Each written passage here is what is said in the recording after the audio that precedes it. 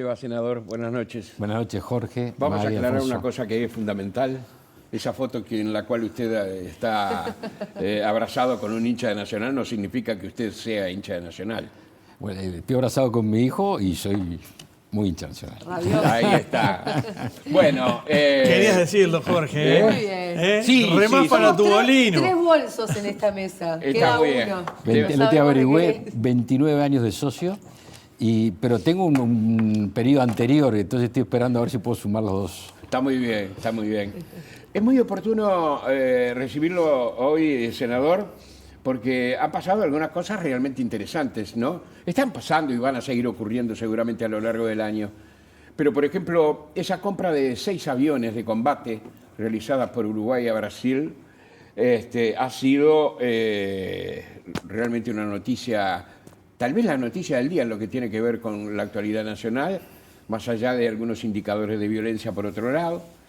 Era imprescindible comprar los 100 millones de dólares, ¿no? Sí, los detalles de la compra los dice el ministro y su equipo, que está en debate, pero es un trabajo que venimos haciendo desde hace ya un buen tiempo. Yo conversé en su momento con el ministro del anterior gobierno de Bolsonaro y conversé también con el ministro de Lula.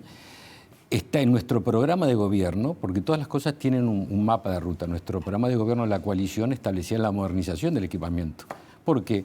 Y porque no se puede dar seguridad a un país, y más cuando tienen las amenazas que tenemos, que no son de conflictos entre estados. Las nuevas amenazas son el crimen organizado, nuestros recursos naturales, etc. No se puede hacer, como yo dije en algún lugar hoy, con escarbadientes. Uno tiene que tener protegido su mar, tiene que tener protegido su espacio aéreo, porque el narcotráfico, si no, transita.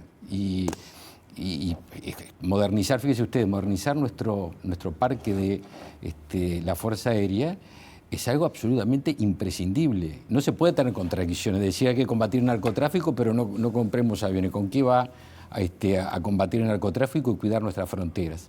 Los últimos aviones nuevos que compró la Fuerza Aérea son del año 81. Fueron del año 81, están fuera de servicio, ¿no?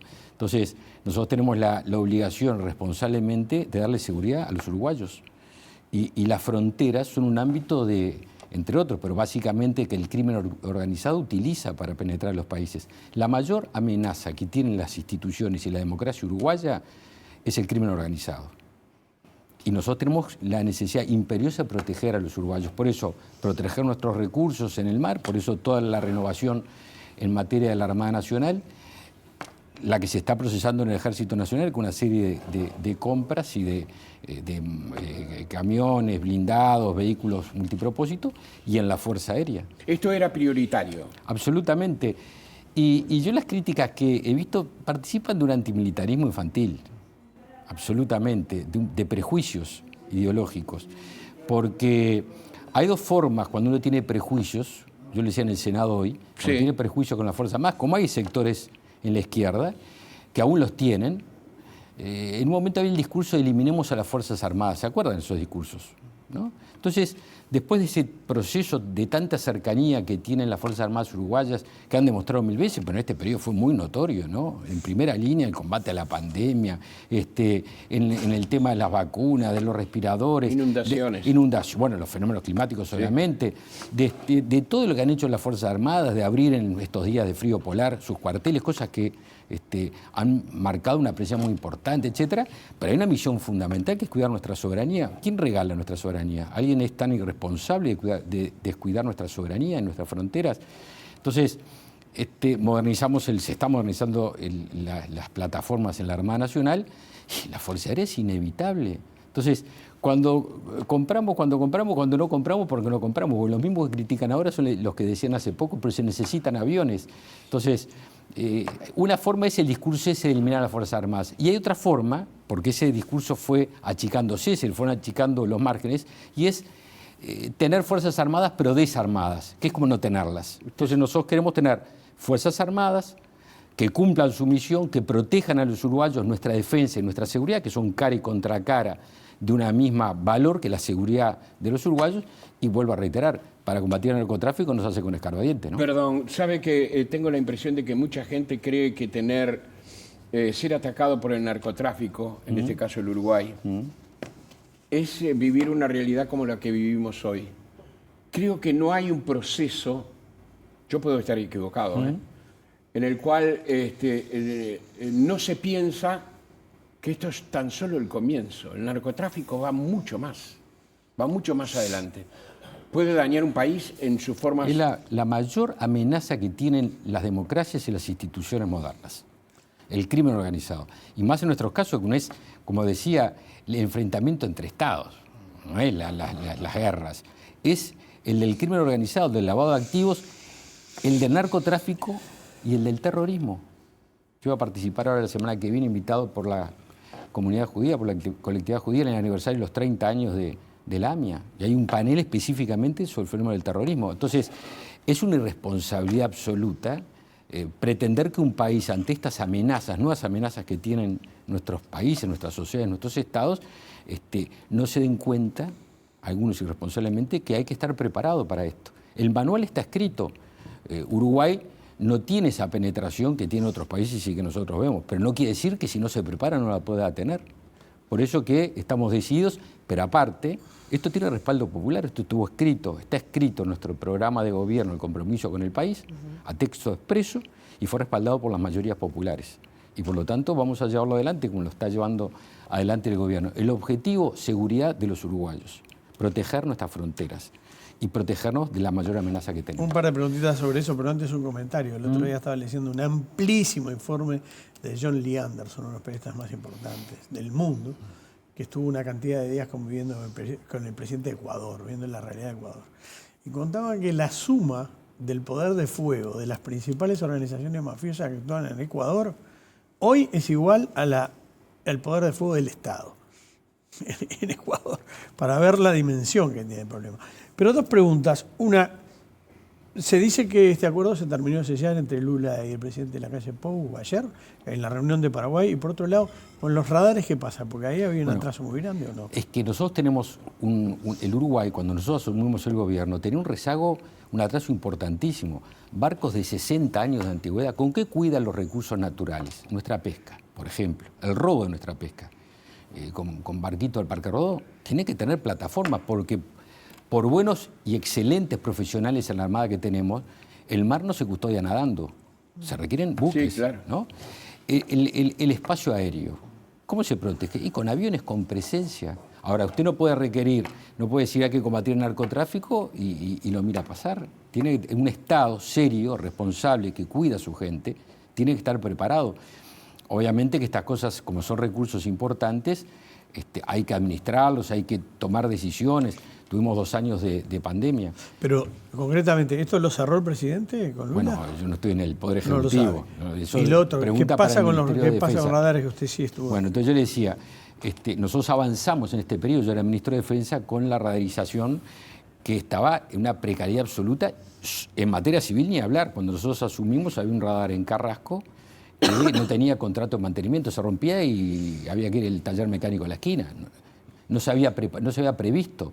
Tuvimos que hacer eso. Pero aparte, como hubo problemas porque se rompió, tuvimos que salir a alquilar un radar en España. Exacto. Y fortalecimos, y agregamos en la licitación que se hizo, mejor dicho, en la extensión de la concesión de los aeropuertos del interior con el concesionario, incluimos un radar en Durazno, le exigimos que se incluyera, que inauguramos. O sea que la radarización civil está cubierta. La militar tenemos que avanzar, porque tenemos radares muy viejos. Y le agrego algo más. El próximo paso, obviamente, no va a poder ser en este gobierno porque insume recursos importantes, es renovar los radares costeros. No hay otra forma seria, cuando no se hace demagogia, de cuidar nuestros recursos naturales. ¿Qué son los recursos de la pesca? Es trabajo de los uruguayos. Hoy, un barco pesquero pirata que pesca ilegalmente en nuestro litoral allá en la zona del Chuy, sabe que si pasa un avión de la aviación naval y los ve, que tienen por lo menos medio día o un día entero antes que llegue un barco. ¿Por qué? Porque se requiere tener barcos allí. Si usted quiere cuidar nuestros recursos naturales, que es riqueza de los uruguayos, es salario de los uruguayos. Ahora, cuando usted hace demagogia en política puede decir cualquier cosa, pero alguien tiene que contestar esto. Es decir, ¿cómo usted hace para quejarse del narcotráfico y estar en contra de los recursos que se necesitan para combatir el narcotráfico? Senador, lo llevo a la política partidaria. Todavía sigue la resaca de las elecciones internas. Tenemos un Frente Amplio que votó mejor que las internas anteriores, un Partido Nacional que votó peor que las internas anteriores, y aún así usted dijo que en el país no hay ánimo de cambio, ¿no? Que usted tenía esa interpretación. ¿Cómo lo explica? Magdalena, primera cosa, votar mejor o peor en la interna, los antecedentes dicen que no tienen nada que ver con octubre. Nuestro partido, el Partido Nacional, fue el más votado durante varias internas. Ganaba en junio y perdía en primera vuelta, como perdimos, en octubre. Así que es un dato que la realidad marca que no tiene mucho que ver. Festejábamos en junio y perdíamos en primera vuelta en octubre. Así que ese dato no implica mucho como consecuencia. Segundo, sí, yo creo que hubo primero dos fenómenos. Uno, no había motivación electoral. Es decir, todos sabemos que dentro del Partido Nacional no había una competencia tan fuerte porque los resultados decían que más o menos el resultado se sabía.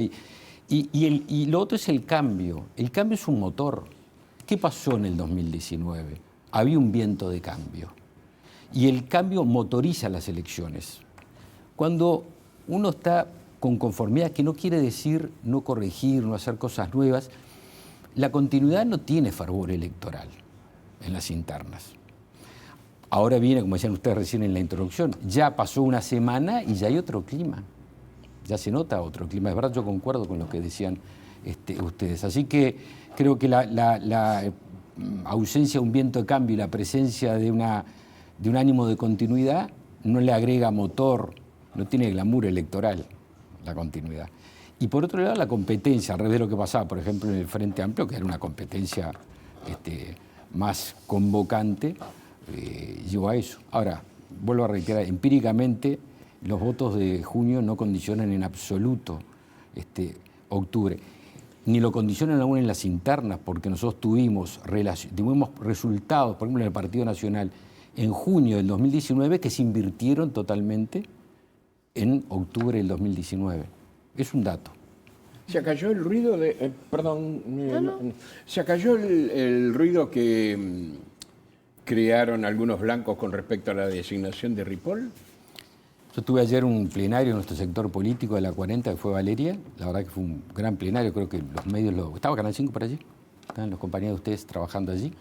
Y creo que ahora estamos en una etapa que era la que todos, no digo todos, la que me parece a mí personalmente importante, que es hablar de las ideas, porque las personas son motores de ideas, son importantes, pero aparte reflejan. Entonces yo decía, o les digo, a ver, veamos las fórmulas. ¿Qué refleja la fórmula del Partido Nacional o de mi partido? Delgado, Ripoll. Ahí hay unidad de ideas. La fórmula del Frente Amplio, Orsi, Cose, no tiene unidad de ideas. Es decir, se habla mucho de la nuestra, pero usted le pregunta, por ejemplo, a Delgado, Ripoll y al Partido Nacional, en octubre, cuando aparte de presidentes y legisladores se voten 2 plebiscitos. ¿Qué piensa la fórmula del Partido Nacional con respecto a la derogación de la reforma de la Seguridad Social que plantea el PIT-CNT y el Partido Comunista? Bueno, Delgado y Ripoll y todo el Partido Nacional le dicen: nosotros vamos a defender la Seguridad Social y por lo tanto vamos a votar en contra de la derogación de la reforma de la Seguridad Social. Hay unidad de ideas. Si usted le pregunta a Orsi y a Cose, ¿qué dicen? Cri, cri. ¿Por qué? Porque piensan distinto. Entonces inventaron una fórmula muy graciosa. Dicen, damos libertad de acción, como si la libertad usted, Jorge, se la otorgara a Orsi y Cose. Usted es libre porque vive en Uruguay, que es un país democrático con una constitución vigente. ¿Qué quiere decir libertad de acción en el Frente Amplio? Es una ecuación. Libertad de acción igual no nos podemos poner de acuerdo. Entonces, como no nos podemos poner de acuerdo porque Orsi y Cose piensan diferente, dicen, otorgamos libertad. No, digan lo que piensan, diferente. El otro plebiscito, allanamientos nocturnos.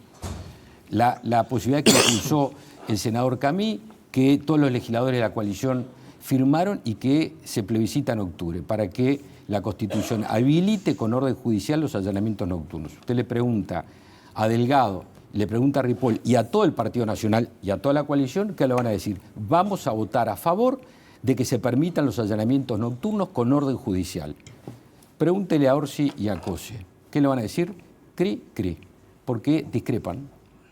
Y porque además saben que miles de personas que tienen una identificación frente amplistas van a votar con el Partido Nacional y la coalición la habilitación de los allanamientos nocturnos. Entonces, ¿qué dicen? Libertad de acción. Igual no nos podemos poner de acuerdo.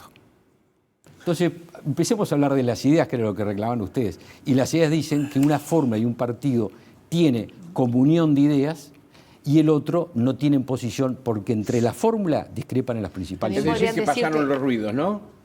La Sí. respuesta es esa. que fue una, claro, También podrían decirle, bueno, la fórmula tuvo enseguida un acompañamiento por parte de la fuerza, no hubo ningún tipo de ruido como si lo hubo en el Partido Nacional. El Frente Amplio tiene las bases programáticas desde el comienzo de la carrera electoral. O sea, así como tienen estas debilidades que usted señala, pueden tener otras que pero pueden ser ¿cómo no fortalezas. cómo no van a tener posición si no opinan? Cuando usted hace silencio no discrepa ni concuerda, no opina. Entonces, ¿qué inventan? Libertad de acción. ¿Qué quiere decir libertad de acción? No tenemos posición, no nos podemos poner de acuerdo. Es la paz de los sepulcros, ¿no? Ok. Habla de ideas, pues yo le voy a hablar un poquito más de personas, que son las que llevan adelante las ideas. ¿Cuáles serían los principales atributos de Valeria Ripoll? ¿La ve en condiciones realmente de ser vicepresidenta de la República? Yo lo miro, Alfonso, en comunión de fórmula y de partido. Porque, vuelvo a reiterar, discutir personas no es la realidad. Si las personas representan ¿qué? Ideas y programas. No, yo no la discuto, pregunto los atributos. No, está bien, discutir fue una forma de simplificar.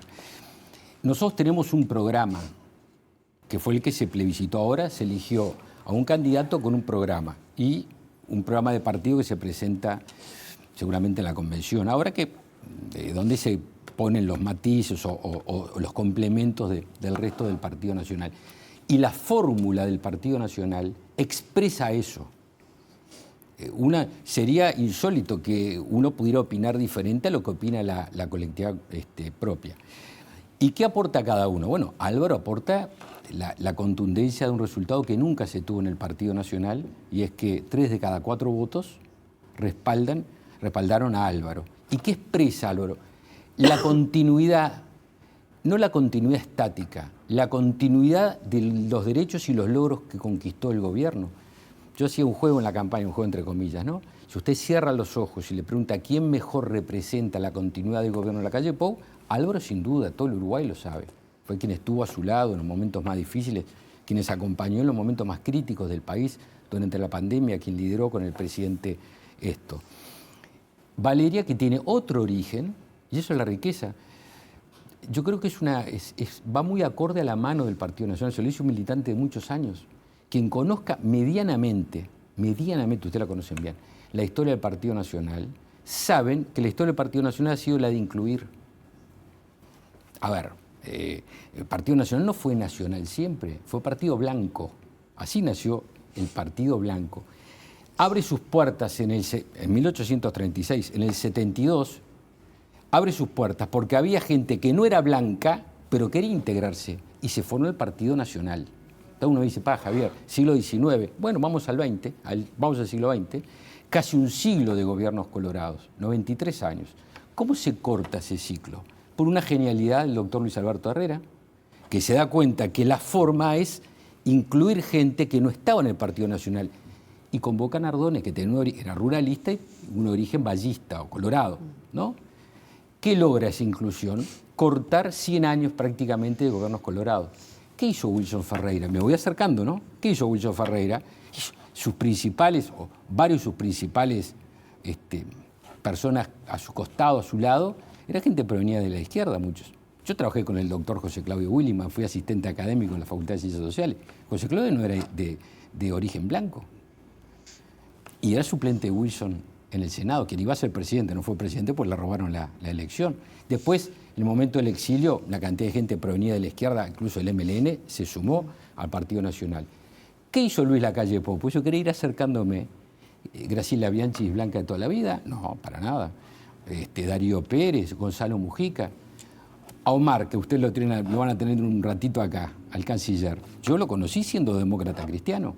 El ministro de Cultura era Pablo da demócrata. Silveira, yo lo conocí en la militancia universitaria. Pablo Alfonso, Mieres. tú que seguías el... Pablo Mieres también. No, Pero claro, es pero, blanco. Pablo pero Mieres que está en el sigue siendo partido. en el Partido Independiente. Bueno, El digo, actual- pero está en la coalición. El intendente Rocha, Alejo no era blanco, yo lo conocí en el Frente Selmar Michelini, él militaba, yo era CGU, engrandecieron al partido, lo nutrieron de sensibilidad, de forma de ver. Por eso digo, esta capacidad que tiene el Partido Nacional de ampliar, de incluir, entonces usted tiene, vamos a tener, no usted, en los uruguayos vamos a tener, en el caso nuestro y del Frente Amplio, dos fórmulas bien diferentes. Una, la del Frente Amplio, que es, para usar un término de moda, del carozo del comité de base. Eso sí que es del carozo del comité de base, ¿no? MPP, MLN y Partido Comunista Socialista que representa COSE. Ahí, cerraditos en el comité de base. La fórmula del Partido Nacional es una fórmula nacional que tiene en Álvaro un militante blanco de toda la vida, con Valeria Ripoll, que tiene otro origen y que se integra al Partido Nacional. Es una fórmula convocante. Y creo que esa es la llave, y contestando tu pregunta, lo que le agrega Alfonso. Senador, hablando de pases, uno de los que se dio como repercusión del nombramiento de Valeria Ripoll fue el de Gabriela Fossati, que apoyaba la precandidatura de Laura Raffo. Y una de las explicaciones que esgrimió Fossati fue que el Partido Nacional no existe wilsonismo hace más de 40 años. ¿Qué le contesta usted a esto? Yo no le contesto a la doctora Fossati porque tiene todo el derecho del mundo a opinar lo que le parezca y de militar. Lo lindo de la militancia es que cada uno sienta la vocación del lugar que milita. Yo hace 44 años que milito en el Partido Nacional y se imagina que amo a mi partido. ¿Hay ausencia de wilsonismo? Y usted está hablando con uno. Alfonso, que me conoce, tenemos pelo los dos. Acá está hablando con uno. Pelo largo. Y lo sigo, mira mi caso. Entonces, ¿Y lugar para las ideas lo que me wilsonistas? parece bueno es que cada uno tiene derecho a militar donde quiera. Lo que no está bueno es calificar a los demás. Cada uno con libertad milite, pero calificar a los demás no es mi estilo, no lo hago. La doctora milita donde su vocación y sus ganas lo hagan militar. ¿Cada vez queda menos espacio wilsonista en el Partido Nacional? En el Partido Nacional el wilsonismo está, y se lo hablo con la propiedad de sentir como si viviera hoy a Wilson, siendo un Partido Nacional que tiene una síntesis muy profunda de los mejores orígenes del partido, del wilsonismo, que reflejaba a su vez el origen del Partido Independiente, y del herrerismo. Pero ¿sabes una cosa, Magdalena? Hablar de estas cosas para una persona como la nuestra, vos que sos más joven, significa mucho. Pero para miles y miles y miles de uruguayos, aquellos que tienen de 40 años para abajo, no tienen por qué significar. Entonces, yo hablar de estas cosas. Bueno, los jóvenes a mí también me mueve... entendemos lo que significan las No, ideas está bien. wilsonistas. Entendemos. Pero Claro que que yo sí. estoy seguro Sí. que motiva mucho el presente. A mí me eriza hablar de Wilson, pero no tiene por qué erizar a mis compañeros de la Juventud de la 40. A muchos le eriza, obviamente, porque los convoca a otras cosas. Entonces, yo soy los que creo que los partidos tienen que dar respuestas por el presente y por el futuro. Yo entiendo. Igual A mí Wilson me no es vibra- solamente Wilson como persona, sino lo que sus Por eso, ideas, ¿no? bueno, pero si usted agarra nuestro compromiso con usted, yo tenía 7 Sí, años, claro. el 71, lo pone hoy, Claro. son cosas que no están vigentes. Claro, claro. Hay una sensibilidad, eso sí, pero no puede agarrar un programa de hace 60 No, años claro. y traerlo al siglo XXI. Hay sensibilidades y eso creo que enriquece. Mi sensibilidad es wilsonista, pero aprendo todos los días de mis compañeros herreristas. Todos los días he aprendido muchísimo y aprendo. En mi sector político está nutrido de ellos. Y aprendo muchísimo de gurises y gurisas, mis compañeros más jóvenes, que ingresaron en la vida política atraídos por Luis. ¿Cuánta gente atrajo Luis Lacalle Pou? ¿Y qué son? Y los atrajo el carisma, el liderazgo de un liderazgo joven del siglo XXI como el de Luis. ¿Encaja en algún lugar? No, encaja hoy. Bueno, a propósito, Lacalle Pou va a encabezar, ¿verdad?, todas las listas. ¿Debe asumir la banca? Álvaro le pidió, lo anunció el otro día, desde ya le digo que la de Espacio País la va a encabezar, porque ya que está dispuesto, para nosotros es un honor que el presidente de la República encabece ya el primer titular de Espacio País y de la lista 40 en el caso de Montevideo y todo el país, ¿no? Y, Pasamos el cheque después, ¿no? bueno, pero si tú hiciste la pregunta, yo contesto, Está bien, aprovecho. está bien, está Hablando bien, de está bien. fútbol, levanta el centro Seguro, y otro está bien, cabecea. está bien. Y las preguntas, esas, yo creo que Uruguay, a diferencia de Argentina, donde existe aquello de las candidaturas testimoniales, es bien diferente. Es decir, acá hay una presencia, va a encabezar la lista del Senado, estará en él la dinámica que ejerce, pero no lo hace en forma testimonial. Creo que es Pero no se va a desgastar en esa situación pensando en la elección del año 29. tenemos elección ahora dentro de 4 meses casi, un poquitito menos, así que vamos a pasar ese Rubicón. Yo para el 2029 tengo una propuesta con Luis Lacalle Pou, pero falta todavía un tiempo. Ah, bueno. ¿Cuál es? Yo le dije ayer, me parece que el orden va a ser diferente. ¿Cuál es? Y que sea candidato a la presidencia, ¿cuál va a ser? Claro. Para mí sería, y por eso que una gran cosa para el Uruguay. Pero asumir... ¿por qué? Perdón, una cosita, porque Sí. aprovecho también Está bien, la pregunta. Jorge, ¿por qué esta elección es tan importante? Porque acá se define un ciclo de gobiernos de libertad, de república. En la elección pasada, en el 2019, pedíamos el voto para 5 años, obviamente, ¿no? Y ahora, después de este gobierno, creo que han cambiado los paradigmas del Uruguay. Y hay un paradigma en el sentido de poner en el centro de la mesa de las decisiones del gobierno la libertad de los individuos. Uruguay se veía a través del espejo del Estado y los individuos estamos en función del Estado. Creo que Luis empezó con lo de la pandemia, con la libertad responsable, pero era mucho más que la pandemia. Era mirar la vida de la sociedad a través de la libertad de las personas, de tu libertad, Magdalena, Alfonso, Jorge. Y eso que cambió ese paradigma, cambió el curso de la importancia de los valores en el Uruguay, se ratifica ahora. Y el Frente sabe muy bien esto que le estoy diciendo yo, en el sentido de que son 5 años ahora y que después me parece que todos vamos a pedir que Luis vuelva, pero se debe adelantarnos mucho. Así que Claro. pueden ser 15 Siempre años. que no se desgaste en su tarea como senador. Bueno, la pericia y la profesionalidad de cada cual hace... Veremos qué pasa. Claro. Eso es adelantarnos un poco y yo me voy a adelantar pero Bien. un poquito más para atrás, la carrera en las intendencias. ¿Tiene esperanza de recuperar el bastión que hoy parece ser Frente Amplista en Montevideo y Canelones con la coalición republicana? Cuando empezamos este gobierno, Magdalena, había analistas que decían la coalición se rompe y dura poco. Fue una alquimia electoral y dura poco. Algunos dijeron va a durar hasta el presupuesto, estoy hablando de 2020, ¿no? Y no descubrieron que en el Uruguay nació, además de este paradigma nuevo, otro, y es que hay más coaligantes que partidarios. Y la coalición no solo ya lleva 4 años y medio, presupuesto, enfrentó la pandemia en forma... El término no es exitoso, porque cuando se sufre tanto y ganan uruguayos en el camino no hay éxito, pero gestionó la pandemia, tanto así que muchos países del mundo dicen, miren ese país del sur del mundo, de América, que manejó las cosas muy bien, entre los mejores países que manejó la pandemia, y la crisis hídrica, y la sequía, y las guerras, etc. Entonces aquello que se iba a romper, resulta que no se rompió. No solo no se rompió, sino como aquello, ¿no? No quiere sopa, 2 platos.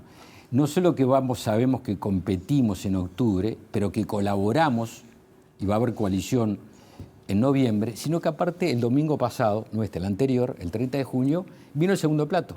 Y es que la coalición va a votar en Montevideo, en Canelones y en Salto para los gobiernos departamentales. Lo que se iba a romper no solo no se rompió, se fortaleció y va por los gobiernos ¿Y tienen departamentales. chance? Yo creo que sí, Está en nosotros. A ver, ayer decía Valeria Ripoll, 35 años, ¿no? Porque uno pierde la cuenta, ¿no? Pero 35 años, la verdad que Montevideo es un desastre. Yo soy montevideano y recorro el país todas las semanas. Y somos, como decía que la misma materia prima con distinta mano de obra. ¿Qué diferencia tiene cualquier uruguayo del interior? Y uno va a cualquier ciudad del interior, es un jaspe de limpio, da lujo, es un placer recorrer. Mira acá y se encuentra con un basural en cada esquina, una ciudad oscura, deteriorada, triste. Y después de 35 años de gestión, ¿le van a echar la culpa a los montevideanos? ¿Saben? Miren que la cifra tiene ceros, ¿eh? ¿Saben cuánta plata pagaron ustedes y todos los uruguayos en las arcas de la Intendencia de Montevideo en 35 años de impuestos? 25.000 millones de dólares. Y yo pregunto, los 25.000 millones de dólares que entre otros pagamos todos los que estamos acá, ¿se ven en la ciudad de Montevideo? Es plata, ¿no? Es mucho más plata que todos los ahorros que están previsionales que tienen los 1,5 millones de uruguayos en los ahorros individuales jubilatorios. 25.000 millones de dólares administró el Frente Amplio de Montevideo. Tenemos un Montevideo 25.000 millones de dólares vistos así. ¿Cuál sería la clave de un triunfo de la coalición republicana en las próximas elecciones? A ver. ¿Cuál es la clave para que pueda ganar? ¿La economía? ¿Cuál es el tema? Yo le decía a una que hay primero un contexto, es decir, hay una visión del gobierno a través de la cercanía a las personas, de la libertad de las personas. Eso uno. Segundo, creo que hay cosas, bajemos eso a tierra. ¿En qué se tradujo esas cosas? Bueno, a pesar de lo que vivimos 2 años en pandemia, hoy tenemos un Uruguay que el salario real de los uruguayos creció. Hoy tenemos más salario real, poder de compra del salario, que lo que tenía el último gobierno del Frente Amplio. No la pandemia, sin pandemia, antes.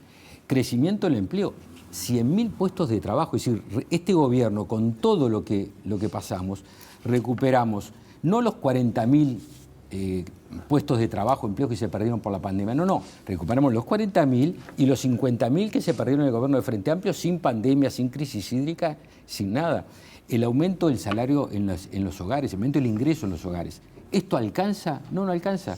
Pero este gobierno, con el liderazgo del presidente, con todas las dificultades que tuvimos los uruguayos, si ha logrado esto, imagínense 5 años normales. Normales digo, sin pandemia, sin crisis. O sea, la economía hídrica. es un punto clave para... Y la economía siempre empuja mucho, ¿no? Es la vida cotidiana. Pero no es solo la economía. Empezamos la transformación de la educación. Establecimos lo que se va a plebiscitar, establecimos las bases de la permanencia y la vigencia del sistema de seguridad social. Enfocamos en materia de políticas sociales, terminamos con esa industria de las ONG que terminaban siendo una caldera de clientelismo político. Es decir, la clave fue administrar bien los recursos, cuidar su plata, Alfonso, su salario, y de acá cuidárselo, no hacer esos negocios ruinosos. Porque todo el mundo dice ahora, invierten en esto, invierten allá. ¿Y qué autoridad usted tiene política después de haber fundido ANCAP? Yo siempre digo, fundir ANCAP, un ente monopólico, como fundió el Frente Amplio, es como correr una carrera solo y salir segundo. Imposible. O el desastre de Pluna, o la regasificadora, en vidrio, el fondo. 2.000 millones, más de 2.000 millones de dólares tirados de su salario, del de usted, del de los uruguayos. ¿Por qué se lograron estas cosas? Porque se administró bien. ¿Faltan cosas? ¿Se hizo todo bien? No. Sería de una soberbia absolutamente inadmisible. Yo siempre digo que la soberbia es la corrupción del alma. En política hay 2 corrupciones. La material, meter la mano en la lata, y la del alma, que es la soberbia. Hay cosas para mejorar, hay cosas para corregir, pero hay un camino. Y ese camino creo que es bueno. En octubre se va a votar por más de una cosa. Se va a votar, por supuesto, lo habitual, pero además hay 2 plebiscitos. Uno de ellos que aparece como fundamental para el futuro de Uruguay, que es el de la seguridad social, ¿verdad? ¿Cómo se van a tratar esas distintas convocatorias? El Frente Amplio aparentemente liberará a su gente. Lo cual no es una manera... No nos podemos poner de acuerdo, le doy libertad. No, usted me da libertad, póngase de acuerdo y después nos cuenta. Pero es una manera de decir, yo en esto no me voy a enredar. Voy a hacer de pronto la campaña pensando fundamentalmente en quién va a conducir en los próximos años al Uruguay. Me da la impresión. Claro, ¿y sabe por qué no se enreda? Porque el Frente Amplio está condicionado por el PIT-CNT. Frente Amplio perdió una pata socialdemócrata, no sé si el término es pata, pero un sector socialdemócrata, corrijo, que lideraba el contador Astori, que era esa socialdemocracia que matizaba con poder político los discursos del MPP, del Partido Comunista. Se perdió eso y entonces bandió. Y el PIT-CNT, que es quien lidera la oposición no la lidera el Frente. El PIT-CNT arrancó con la firma y no lo pudo frenar y se dio de largo y se los llevó puestos. Entonces, la seguridad social hay que analizarla en términos de seriedad, no de demagogia. Cuénteme cómo hace un país como el nuestro, donde de la década del 90 a hoy nacen 20.000 niños y niñas menos por año, de 55.000 que nacían a 35.000 que nacieron el año pasado, lo cual quiere decir que en el futuro inmediato va a haber menos activos para pagar ¿qué? Más pasividades, porque los uruguayos aumentamos la esperanza de vida, vivimos más años y hay que pagar más tiempo jubilaciones a más uruguayos. ¿Cómo lo hace? ¿Cómo cierra esa ecuación? No se puede ser tan demagogo y irresponsable de no contestar esta pregunta. Por eso el contador Astori lo decía en su momento, El presidente Mujica lo decía en el 2012, hay que reformar. Claro, hay cosas que algunos dicen en el gobierno, pero esconden siendo oposición. ¿Por qué? Por demagogia y por irresponsabilidad. Senador, gracias por la visita. Seguiremos hablando seguramente a lo largo de este año, ¿eh? Si Dios quiere, muchas gracias por la invitación. Gracias. Hasta muy pronto.